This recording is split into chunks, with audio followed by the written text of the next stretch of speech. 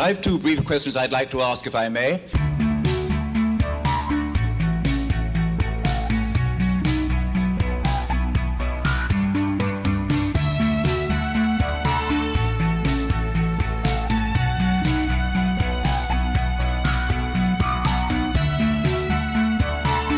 Hi, welcome to Left Foot Media. My name is Brendan Malone and you're watching The Daily Question. Today's question of the day: should schools hide important information from parents?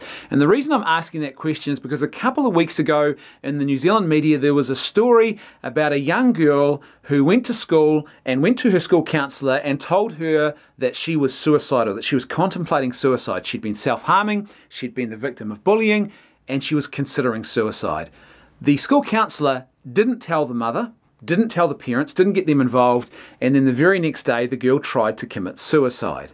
Now the mother, as you can imagine, was fuming about the fact that she had never even been notified that something so serious and disastrous was going on in the life of her child. Now the governing body of counsellors here in New Zealand that oversees that particular profession was approached for comment, and the comment they gave to the media was, well, we think that the best practice in this scenario is for the counsellor to decide whether or not they feel it's best to actually involve the parents.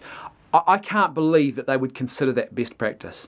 In a situation where you have got a child who is in harm's way, if we truly care about them, we should be doing what is best for them. And what is best for them is involving their parents. The only time you wouldn't involve the parents is if the parents themselves are actually a threat. They are actually a legitimate source of harm to the child. And in that case, you would notify the appropriate authorities. But otherwise, and most of the time this is probably going to be the case, the parents should be involved. Why? Because this is about doing the best for a child who is in harm's way. Now the best that a school counsellor, even a good and dedicated and really well committed school counsellor, what they will do for a child in a situation like that is they will do their best.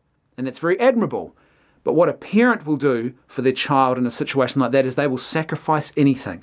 They will literally move heaven and earth to ensure the well-being of their child. They will be at the side of their child 24/7 if they have to be, to protect them from harm. And that's the difference. There is a profound difference in the level of commitment and care that a parent will give. And surely we owe children in that situation the best that we can give them, and the best that we can give them is a loving and committed parent. But it isn't just this issue of suicidal teens. We also have the same thing happening in my country when it comes to the issue of abortion. A young girl, an underage girl, can go to school and in secret, without a parent's, we're not talking about getting parental consent, we're just talking about notifying, even letting the parents know what is happening.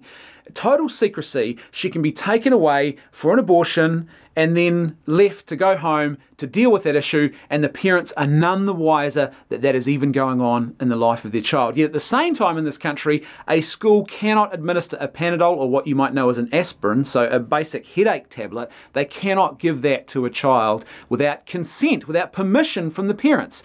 Yet at the same time, they can hide from the parents the fact that one of their children is expressing a desire to commit suicide, or the fact that one of their children is pregnant and wants to have an abortion. That can be totally hidden from the parents. This is absolutely insane. You see, it's not the school counsellors who are left to deal with the reality of these decisions that are being made about these children in secret. It's the parents who are left to deal with the full brunt and the full reality of decisions that were made in secret about their family without any involvement, without even telling them that these decisions were a possibility.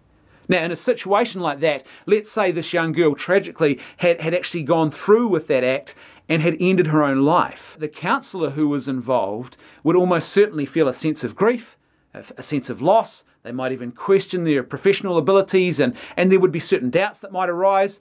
They would probably at some point move through that grief, and then throughout the rest of their life there might be memories of that young female client, and they might go back to every now and then.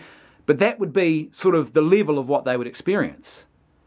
A family, the parents, the rest of the members of that family, they would be faced to live with for the rest of their lives a gaping black hole. A piece of them would now be gone in some very, very tragic circumstances. A huge and important fundamental part of who they are as persons and as family would be lost to them, and they would be forced to live with that loss for the rest of their lives. So, if parents are the ones who can care and are going to give a far greater level of care to a young person in that situation, and if parents are the ones who are going to be left to deal with the brunt of those situations and to live with those realities of what happens within their family life, then we, if we truly care, should be requiring, I think, school counsellors to actually involve parents unless the parents are the source of harm. And at that point, other authorities should be involved. Now, the reason I think this is not happening is because of an ideological belief about the family and about the role of the state and about whether or not the family is actually that important, or how you view a child. Are they actually part of a community that we call the family, or are they an independent, autonomous being who should be able to do things in secret away from their family? This is all about ideology at the end of the day, and this ideology has now seeped into and corrupted professional practice. But if we truly care about our young people, they deserve the best from us. And the best from us is not merely the involvement of a counsellor. That will obviously be part of the mix. The best they deserve from us is the involvement of their parents, the very people who would be willing to sacrifice anything in order to protect and secure the well-being of their children.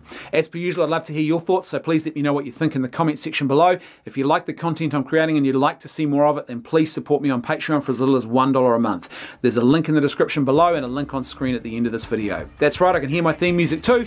I'll see you tomorrow on The Daily Question.